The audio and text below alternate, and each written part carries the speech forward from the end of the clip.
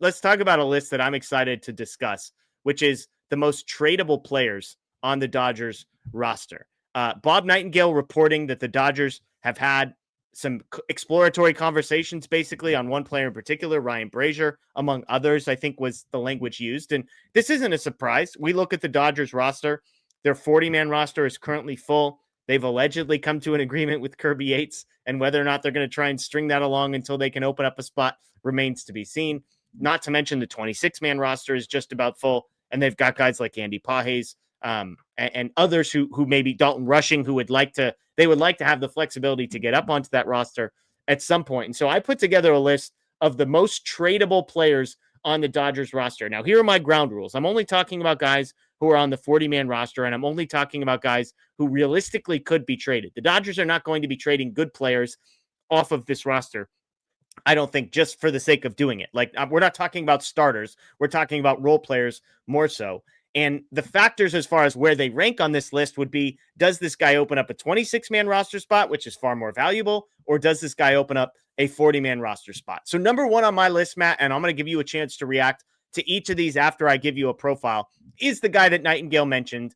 And it's the guy that before Nightingale reported, I said I thought was the most tradable, and that's Ryan Brasier. He's 37 and a half years old. He has a 1 year and $4.5 million remaining on his contract. He cannot be optioned to the minor leagues. 66 and 2/3 over the last 2 years for the Dodgers, an ERA of 1.9.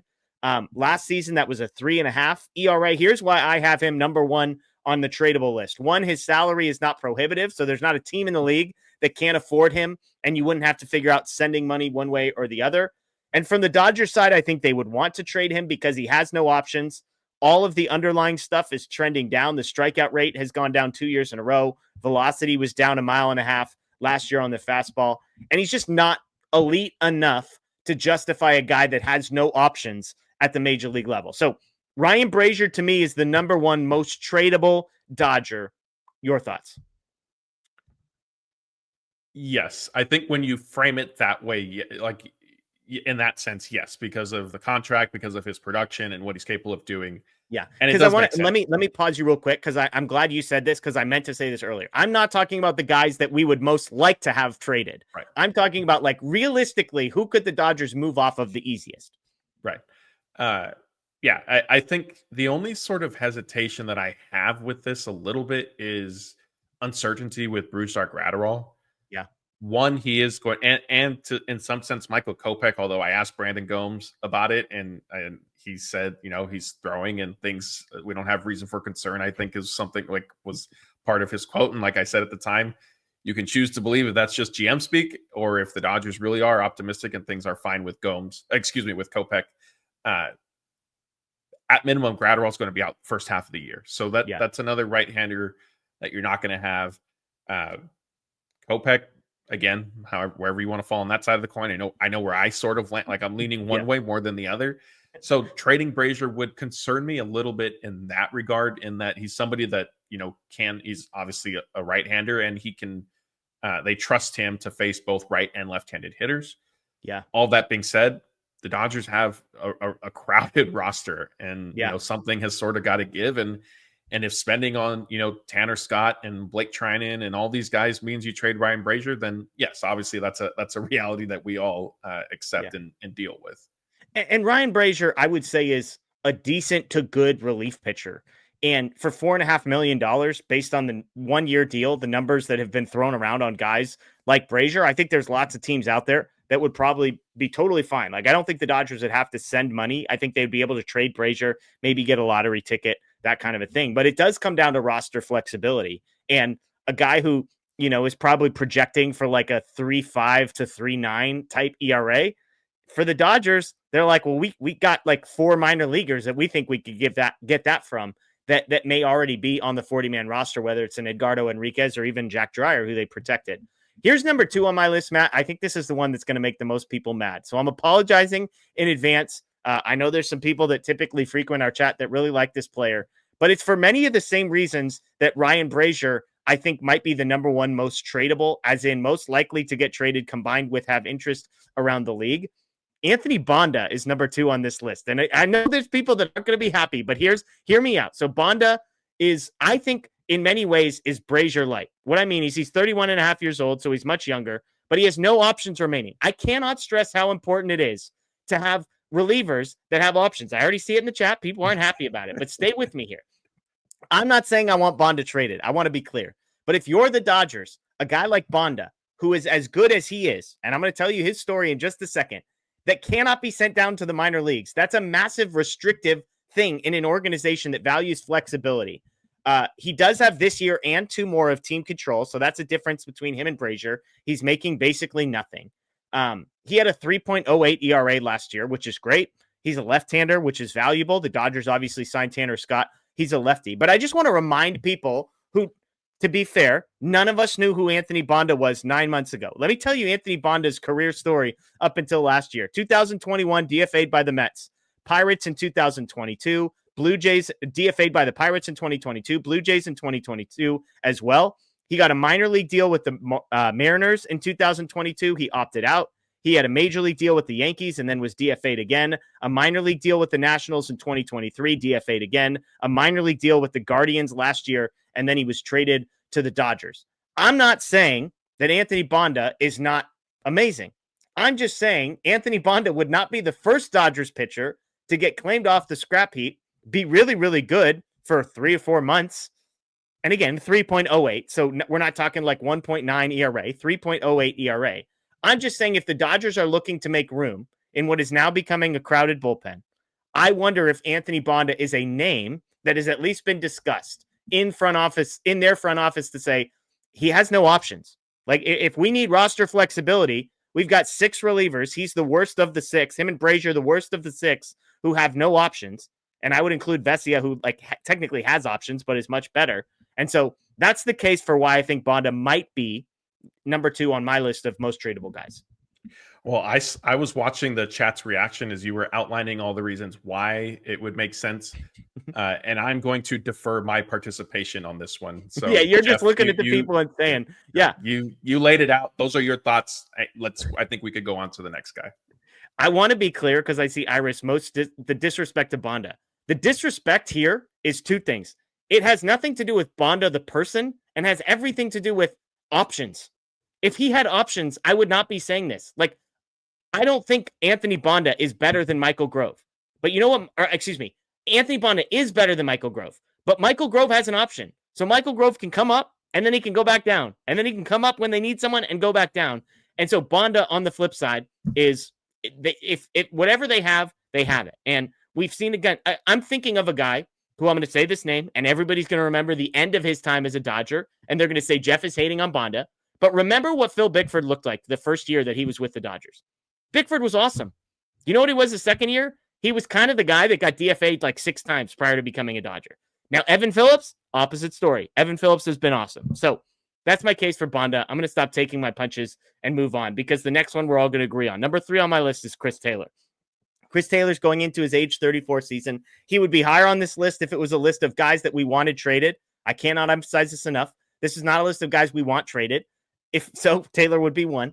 He's owed $13 million this year. It's a $15 million luxury tax number. He's also owed a $4 million buyout next year if the club option is declined, and has about $3 million in trade kickers. All that adds up to $20 million, essentially, that the Dodgers and or the next team that acquires him would owe him over the next 12 months. He was a negative wins above replacement player last year, negative 0.5 wins across 87 games and 246 plate appearances. Has been a 1.5 to 2 win player for 5 years prior to that. But at this point, Taylor's essentially a salary dump for the Dodgers. Do I think the Dodgers would love to move off of Chris Taylor? Yes. Do I think the Dodgers are going to need to eat like 12 to 14 of the 20 million in order to move off him and probably not get anything in return? Yes, also, which is why I think he's third on this list. Yeah, I agree. I mean, look, I've been throwing Chris Taylor's name out since the beginning of the offseason. Again, like this list isn't based on any sort of personal things. If anything, like Chris Taylor has been great in the community and throughout his tenure with the Dodgers. I think it's just a matter of looking at the roster, looking at the fact that now he is in the final year of his contract, so it makes it a little bit easier in theory to move him. Factoring in that by all accounts, Kike Hernandez will be back, and honestly, had the Dodgers not signed Ha-Seong Kim, I could see a scenario like I don't know if trading Chris Taylor would be as kind of imperative as it sort of seems now. Yeah. But just looking at everything, like I don't know, unless they option Kim to the minors, which I know like there's some people on this show have been suggesting that might be how this all plays out. Yeah, and others have said, no, there's no way you sign him to do that. I inclined to think that if the Dodgers feel it's in their best interest for the team and for Kim, that they will just do it, at least for a little bit, and they'll explain it to him. But yeah, I mean, I think, like you said, it's still a Chris Taylor trade. Like, it's not because of the money involved, and it is going to require the Dodgers taking on a certain amount, a decent amount of that. Yeah. Like, I don't know how likely it is, but I think let me do the math here. Like, let's say Chris Taylor's owed $20 million, right? Like, could they trade Chris Taylor to a team that, along with $14 million, and call it good? Like, is there a team? Like, my math is this. How much do you think it's going to take to get Kike Hernandez re-signed with the Dodgers? I don't think it's going to be a big number. Like, I don't think he's worth that much to most teams in the league. I don't think it's going to be a big number. So if you can basically pay the $20 million to have Chris Taylor playing somewhere else and Kike Hernandez playing in Los Angeles, that's the math I'm thinking. And again, maybe I'm way off on this, but I think Kike's going to sign for like $5 or $6 million. Like, I just don't think he's. Oh, no, I think he'll get more than that. But like, why? Like, at no point in his career has he been worth that. I mean, if you're helping, what did they trade for Kike Hernandez a year ago? Like, nothing. But he won another World Series again. He had a big hit. Like, he was terrible in the regular season. He was terrible. He needed to go to the optometrist. Once he got the glasses, then he was all good. I think Kike is probably more from like the 7 to 9 million range. Okay, maybe I'm crazy on that. I think it's going to be closer to 5. He signed the one big contract with the Boston Red Sox. Last year, do you know how much money he made last year? I don't remember. Was it $4 million? Okay. I mean, he's getting a raise. Double? You perform in October? I mean, maybe not double. I gotta look this up. I've looked up before. He was, again, people are just going to crush me. I might as well stop trying to fight this. Like, this is no disrespect to Anthony Banda. This is no disrespect to Kike Hernandez. Okay. Like, these are guys that I enjoy. I hope they stick around. I wish Anthony Banda had options and could just stick around. Kike Hernandez in the regular season last year was an 83 weighted runs created plus. He was one of the worst offensive players in Major League Baseball. This team plays for October, though. And he had 57 plate appearances in October. And he was good. Look, again, this is why I'm pro bringing Kike back. It's crazy to me. Like, it's the ultimate who are you bidding against? Who are you bidding? I just don't know. Like, fair. I think we overvalue guys because as Dodgers fans, we are the only fan base in the league that can say, hey, Kike, we're totally cool with you being one of the worst players in Major League Baseball for the next 7 months, as long as you hit for 4 weeks in October. Like, no other fan base can say that. And if you don't value that, Kike Hernandez, the last 3 years, 83, 72, 74. Those are his weighted runs created plus over the last 3 years. And he's like, where is he he's like a fine defender in a couple places. He has versatility. He graded out as one of the worst defensive shortstops when he played there. He's not really a center fielder. Second base and third base, probably his best positions, but even there, he's not Gold Glove. Anyways, yeah, Jeff, stop being logical. I'd pay $30 million for Kike. There we go. Okay, number 4, we're going to get people back on my side here, Matt. And this one hurts me to say, but the number 4 most tradable guy on the Dodgers, I think, is James Outman, would be 4th, because for a couple reasons. So 2025, this upcoming season would be his final year that he could be optioned. He has 5 years, including 2025, of team control, but this upcoming year would be the last year that he could be optioned. So if the Dodgers keep him and option him down, which everyone is expecting, then he would potentially be traded. Now, if you think I'm being mean to Banda, let me tell you how I feel about James Outman, and the fact that they're on the same list maybe gives you some context, but this is strictly maybe his value is highest right now. And if the Dodgers feel like they desperately need to open up a 40-man roster spot, we've done the 40-man roster spot math. There's a bunch of guys going on the 60-day IL. So I don't necessarily think the 40-man roster is necessarily like as crowded as maybe we would think. Again, I mean, career in Major League Baseball, 108 weighted runs created plus, 4.1 wins above replacement across 208 games. Last year, he was really, really bad, 54 weighted runs created plus across 53 games. I still don't understand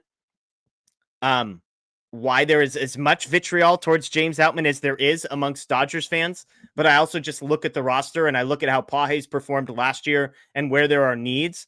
And I could see a world where this is a guy that they say, that sort of the intersection of we could actually get some value for him. And at the same time, like he probably has more value elsewhere than he does here. Well, first, Jeff, congratulations. You've won over the chat. You're back in their good graces. Everybody hates Outman. It's beyond me. They love Kike and his 70 weighted runs created plus and hate Outman, who's 110 over his career. But anyway, what's interesting is I'm not sure what to make of Outman's value to the league. Like I could see it going either way, where somebody looks at him and you laid out his stats and okay, he's a productive player. Like defensively, he's very good. Right. I could also look at it as there's a reason like he wasn't up on the Dodgers roster for a prolonged stretch after his rookie year. Like he struggled. Like, so. Well, that was, I mean, he was up for a prolonged stretch last year. He was just atrocious. Right. Sorry. Yes. Like that's what I remember from him last playing up at the major league level. And so will other teams look at that and say, well, wait a minute, like what do you really have in him? So I don't know what to make of his like value to other teams, but I think from the Dodgers perspective, like he is, and what prompted this segment that we're doing, and I know you mentioned was Bob Nightingale mentioning obviously Ryan Brasier, but he also said the Dodgers are looking to trade from their surplus. Yeah. Outman is part of that surplus. Chris Taylor is also part of that surplus. Like whether it's Andy I think fair to say they prefer Andy Pages to James Outman in center field. Yeah, well, and that's what's in. I mean, I would rephrase it. I think they prefer Andy Pages, the player, to James Outman. Right. Obviously, the gap they see in the offensive profile of Pages versus the offensive profile of Outman makes up for the fact that Pages plays center field more than Outman. So to answer your question, yes, I agree with you. Again, the Dodgers value defense, like the fact that Kevin Kiermaier being on the Dodgers, like I will die confused about Kevin Kiermaier. And like, if I want to take victory laps of anything, it was all the people that responded to like one good week of Kevin Kiermaier was like one good game.